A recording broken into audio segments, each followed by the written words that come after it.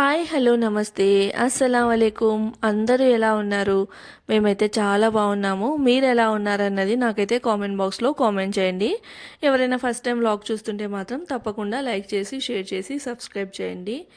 ఇంకా ఇదైతే నిన్నటి రోజు వ్లాగు, మండే రోజు వ్లాగ్ అనమాట. సో మండే డే ఎలా గడిచింది ఏంటి అన్నది అయితే మీతో షేర్ చేస్తూ ఉన్నాను.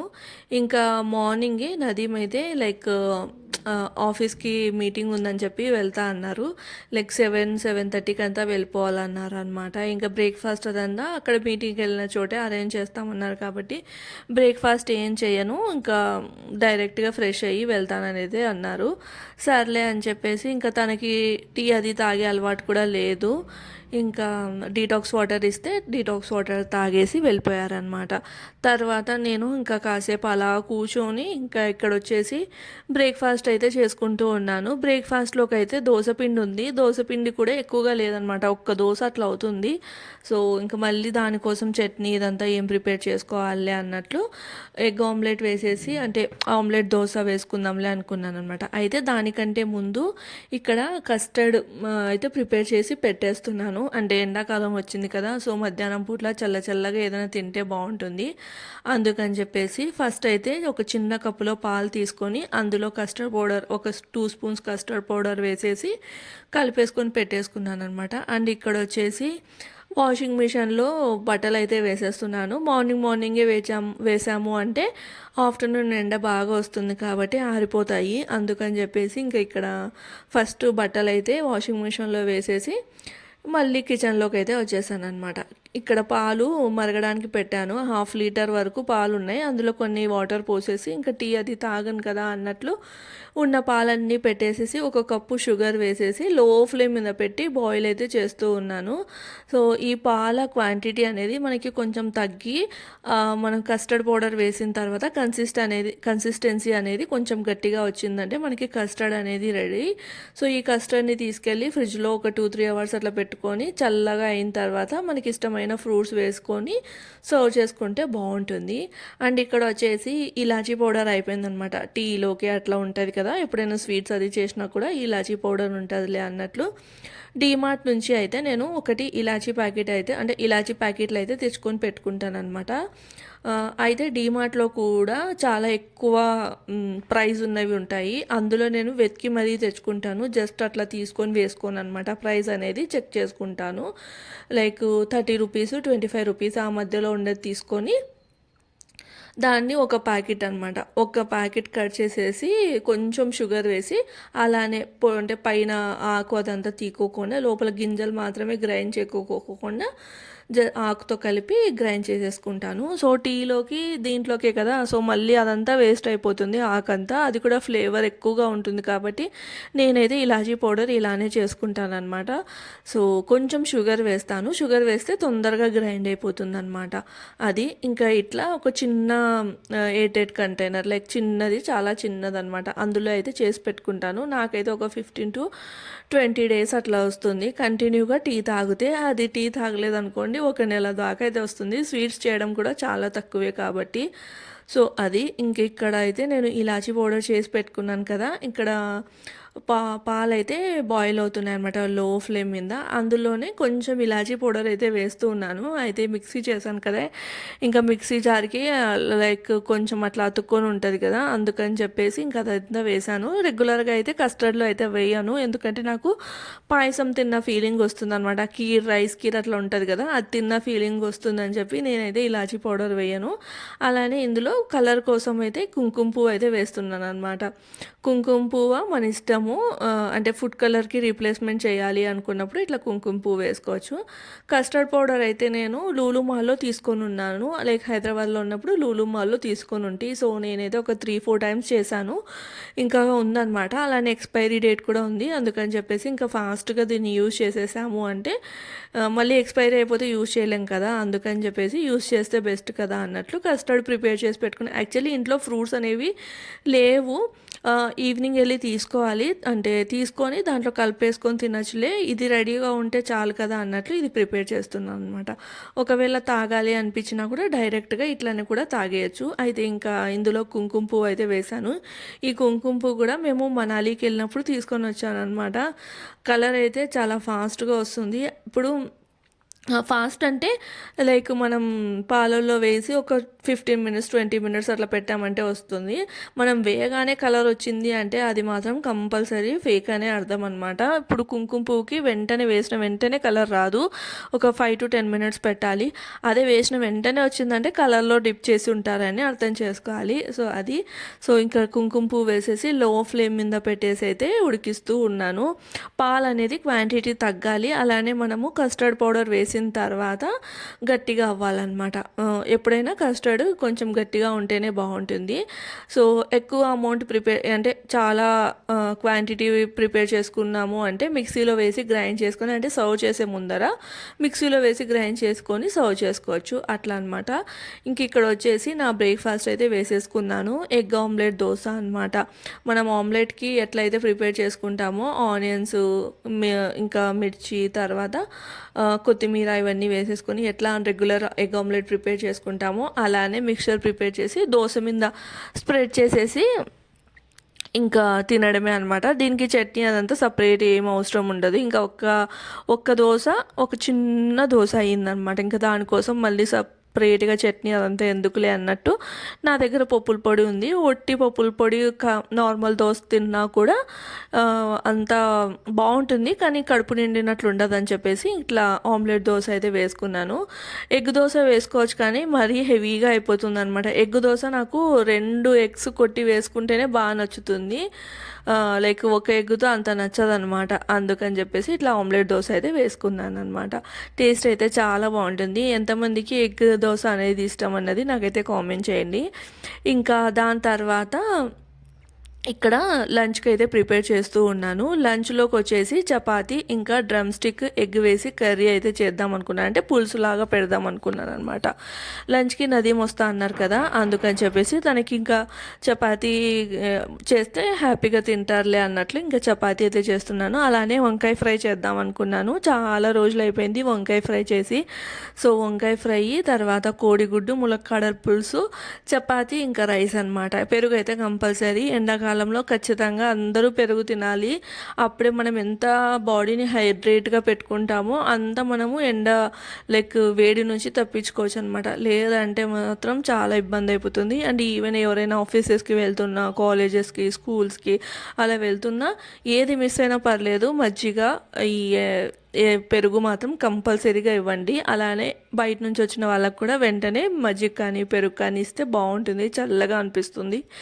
అలానే ఇంకా ఇట్లా సమ్మర్ వచ్చినప్పుడు ఇట్లా చిన్న చిన్నగా కస్టర్డ్, ఫ్రూట్ కస్టర్డ్, తర్వాత జ్యూసెస్, వాటర్ మిలన్ జ్యూస్ కానీ ఇంకా ఏదైనా కానీ జ్యూస్ అట్లా ఫ్రిడ్జ్లో పెట్టినవి అట్లా ఇస్తే మాత్రం బాగుంటుంది. కొంచెం అంటే రిలీఫ్గా ఉంటుంది. లైక్ ఈ కోక్, థమ్స్అప్ ఇలాంటివి తాగడం కంటే కూడా ఇంట్లో చేసుకున్నవి. ఇంకా ఇప్పుడు ఎండాకాలంలో ఫ్రూట్స్ ఎక్కువగా వస్తాయి కదా, లైక్ ద్రాక్ష, ఇంకా మనకి వాటర్ మిలన్, తర్వాత మస్క్ మిలన్ ఇలాంటివి ఎక్కువ వస్తాయి కదా. సో సీజనల్ ఫ్రూట్స్ ఎప్పుడైనా తినడం అంత మంచిదే. సో కాబట్టి అట్లా అనమాట. ఇంక ఇక్కడ వచ్చేసి నేను చపాతీ పిండి ఇంకా రైస్ అయితే నానపెట్టి ఇక్కడ ఇండ్లు అయితే తుడుస్తూ ఉన్నాను అనమాట. ఆల్రెడీ ఊడ్చేసి తుడుస్తూ ఉన్నాను. అసలు దుమ్ము అయితే చెప్పనవసరమే లేదు, ఆ రోడ్లు లేకపోవడం వల్లేమో కానీ మొత్తం. ఇంకా ఎండాకాలంలో ఆల్రెడీ మాకు సెక్యూరిటీ ఆమె చెప్పిందనమాట, ఎండాకాలంలో ఎక్కువ వస్తుంది దుమ్మని. అయితే నేను అప్పుడు అనుకున్నాను కదా, మన గాలికాలం ఉంటుంది కదా, సో ఆ కాలంలో ఉంటుందిలే, గాలి వేస్తే వస్తుంది, కానీ ఎండాకాలంలో ఎందుకు వస్తుంది అబ్బా అనుకున్నాను. కానీ చాలా ఎక్కువ వస్తుంది. తను ఆల్రెడీ చెప్పిందనమాట, ఎండాకాలంలో చాలా ఎక్కువగా వస్తుంది దుమ్ము అని చెప్పి. ఇంకా దుమ్ము అయితే అస్సలు ఇది చేయడానికే లేదు నాకు. ఇంకా ఇట్లానే ఫ్లోర్ కింద నడుస్తూ ఉంటే కాళ్ళన్నీ పగుళ్ళు వస్తున్నాయి దుమ్ముకి. అంటే కొంచెం లైక్ ఏంటంటే ఇరిటేషన్ టైప్ లాగా అనిపిస్తుంది అనమాట నాకు. అలా అని చెప్పి చెప్పులు వేసుకొని నడుద్దామా అంటే ఇంట్లో చెప్పులు వేసుకొని తిరగడం అంత కంఫర్టబుల్గా అనిపించదు అనమాట. సో ఇంకేం చేద్దాం, రోజుకి 2 సార్లు 3 సార్లు ఇట్లా కట్టె తీసుకొని తుడుస్తూ ఉన్నాను. సో దట్ కొంచెం అన్నా బాగుంటుంది కదా. ఇంకా అప్పటికి భరించలేదన్నప్పుడు వెళ్ళి వాటర్ కింద కాళ్ళు పెట్టి ఒకసారి కడిగేసుకొని వచ్చి మళ్ళీ అది ఆరిపోయి మళ్ళీ కాస్త నాకు మళ్ళీ చిరాకు అనిపించేంత వరకు అట్లా చేస్తూ ఉన్నాను అనమాట. ఏం చేద్దాం చెప్పండి, ఇంకా చెప్పులు వేసుకొని తిరగాలంటే ఎందుకో నాకు అంత నచ్చదు ఇంట్లో చెప్పులు వేసుకొని తిరగడము. సో అది అండ్ ఇక్కడ ఇంట్లో అదంతా తుడిచేసి వచ్చి ఇక్కడైతే కర్రీ ప్రిపేర్ చేస్తున్నాను అనమాట. సో నేను మునక్కాడ ఇంకా కోడిగుడ్డు పులుసు ఎలా ప్రిపేర్ చేస్తాను అనేది మీతో అయితే షేర్ చేస్తాను. ఇక్కడైతే గిన్నెలో నూనె వేసి ఎండు కొబ్బరి ఉంటుంది కదా, ఎండు కొబ్బరి ముక్కలు అయితే వేసి వేయిస్తున్నాను అనమాట. సో వేయించి పక్కన తీసేసుకొని తర్వాత ఆనియన్స్ కూడా వేపుకోవాలి. వేపుకున్న తర్వాత ధనియాలు, జీలకర్ర ఇవి కూడా వేపుకోవాలి అనమాట. సో ఇవన్నీ సపరేట్గా వేపుకొని పక్కకు తీసేసుకోవాలి. ఇందులో అయితే నేను అల్లం అదంతా ఏం వేయట్లేదు, వెల్లుల్లి వేస్తాను కానీ అల్లం వేయను. ప్రతి దాంట్లో అల్లం వెల్లుల్లి పేస్ట్ వేస్తే కూడా టేస్ట్ ఒకటేలాగా అనిపిస్తుంది, లైక్ మనం చికెన్ మటన్ ఇలాంటి తిన్నట్లే అనిపిస్తుంది. కాస్త డిఫరెంట్గా చేస్తూ ఉండాలి, అప్పుడే మనకి కొత్త రుచులు తిన్నట్లయితే అనిపిస్తూ ఉంటుంది కదా. సో అది ఇంక ఇక్కడ చూస్తున్నారా, ఫస్ట్ అయితే ఎండు కొబ్బరి అయితే వేయించి పక్కన తీసుకున్నాను. తర్వాత ఆనియన్స్ కూడా పొడవుగా కట్ చేసుకుని, ఎట్లయినా కట్ చేసుకోవచ్చు కానీ ఇక్కడ నేను పొడవుగా కట్ చేశాను కాబట్టి సో ఆనియన్స్ కట్ చేసేసుకొని అదే నూనెలో వేసి కాస్త మెత్తపడేంత వరకు వేయించుకొని పక్కకు తీసుకోవాలి. ఇంకా దాని తర్వాత ఈ జీలకర్ర తర్వాత ధనియాలు అనమాట, ఈ రెండు వేయించుకోవాలన్నమాట. అంటే ధనియాల పొడి, జీలకర్ర పొడి ఇట్లా సపరేట్గా వేసుకోవచ్చులే కానీ దానికంటే కూడా మొత్తం ఇది పేస్ట్ లాగా ప్రిపేర్ చేసుకుని వేసుకుంటే బాగుంటుంది. సో అది ఇక్కడైతే ఫస్ట్ కొబ్బరి అనేది దీంట్లో మిక్సీ జార్లో వేసాను. ఎందుకంటే ఇప్పుడు ఆనియన్ వేసామంటే ఆనియన్లో మనకి లైక్ వాటర్ క్వాంటిటీ ఉంటుంది కాబట్టి మళ్ళీ ఎండు కొబ్బరి అనేది మెదగదు మిక్సీ జార్లో. అందుకని చెప్పేసి ఫస్ట్ ఎండు కొబ్బరి, తర్వాత ధనియాలు, జీలకర్ర వేసేసి గ్రైండ్ చేసేసుకున్న తర్వాత ఆనియన్స్ ఉంటాయి కదా, ఇంకా ఆనియన్స్ వేసేసుకొని కొంచెం కొత్తిమీర, వెల్లుల్లి వేసుకొని గ్రైండ్ చేసుకోవాలన్నమాట. ఇట్లా గ్రైండ్ చేసుకున్న పేస్ట్ని మనము ఈ పులుసులో అయితే యూస్ చేసుకోవాలి. సో అది వెల్లుల్లి కూడా నేనేం వేపలేదు, డైరెక్ట్గానే వేసేసాను అనమాట. సో ఇది పేస్ట్ ఫస్ట్ పులుసుకి ప్రిపేర్ చేసుకోవాల్సిందనమాట. ఎండు కొబ్బరి వేయించుకునేది, ఆనియన్స్, తర్వాత జీలకర్ర, ధనియాలు, వెల్లుల్లి రెబ్బలు, కొత్తిమీర ఇవన్నీ వేసుకొని గ్రైండ్ చేసుకోవాలి మెత్తగా పేస్ట్ లాగా.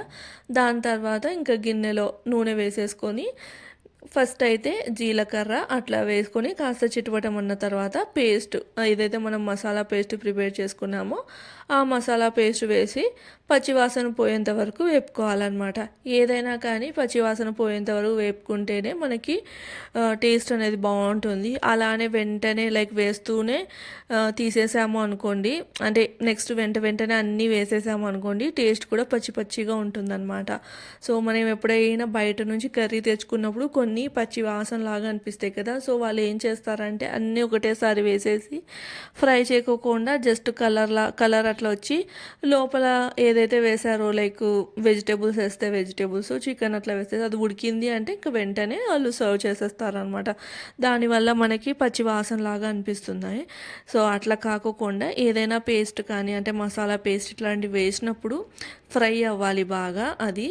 సో ఇక్కడ లైక్ ఏంటి అంటే మనం వేసిన మసాలా పచ్చివాసన పోయిన తర్వాత మునక్కాయలు అనేటివి వాష్ చేసేసుకొని వేసేసుకోవాలి.